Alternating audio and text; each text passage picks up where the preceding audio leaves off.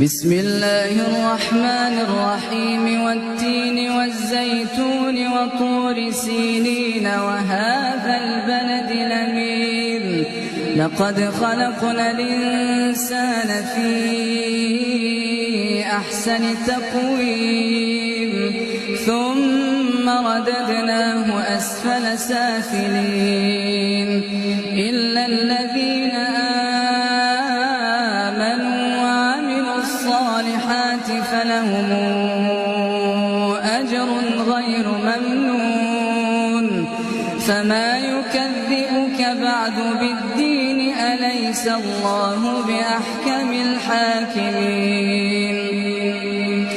بسم الله الرحمن الرحيم اقرأ باسم ربك الذي